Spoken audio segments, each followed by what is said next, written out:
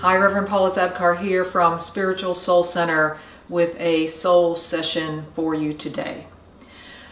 I've been reading the headlines from this week and it makes me think, I go within myself. A lot of times the first thing I feel is sadness at so much pain in the world. And it also reminded me of a book on my shelf, though, that I went and took down to help myself try to be with what's happening in the world in the best way I can be.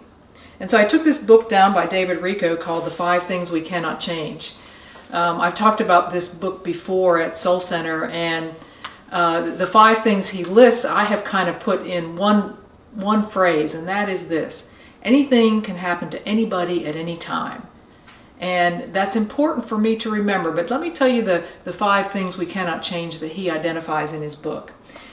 The first thing that doesn't change is this. The 5 things we cannot change is this: that everything changes and ends. That everything changes and ends. Things do not always go according to plan. Yes, I've experienced that one. Life is not always fair. Pain is a part of life. And people are not loving and loyal all of the time.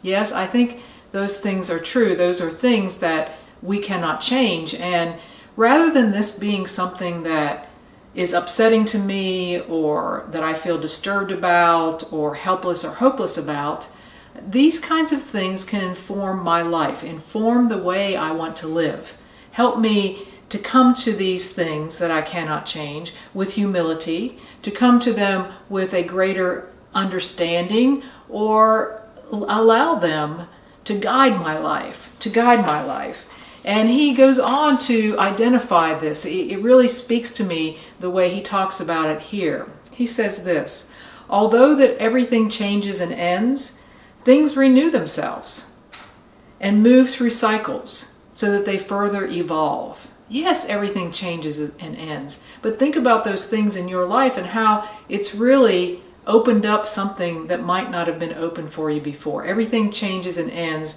but things renew themselves also. Although things do not always go according to plan, we sometimes can sense a larger plan at work.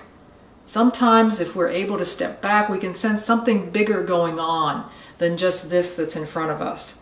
And then things start opening up and possibilities appear when it wasn't our plan, but some greater plan in the works. Although life is not always fair, something in us remains committed to fairness. Have you noticed that? Something in us remains committed in that way and refuses to be unjust or retaliatory. Something in us refuses that, even though that might be our experience. And although suffering is a part of life, we have ways of dealing with it. And thereby we expand our power to handle suffering, to be with suffering, and to not be overcome by it and immobilized by it. Although people are not loving and loyal all the time, nothing has to get in the way of our kindness. Not giving up, not closing our heart, not closing down, even though others we may feel have closed down to us. These are really the grace that is available to us in these things we cannot change. This is what's available to us to grow, to understand more deeply, to consider, to contemplate, to meditate upon, because we can't change them. That's the whole premise. And we can use them in our life, to engage in life from a different place. The book title is this in its entirety, and it's this: The 5 Things We Cannot Change, and the Happiness we find by embracing them, by not shying away from them, by engaging them, and knowing that there really is something greater going on, that there is a way that I can live with these givens, with these things I cannot change, in a meaningful and uplifting way. Contemplate that for yourself. See where that takes you. I know you have the wisdom in you to pull whatever it is out of this for your own life. Until next time, amen.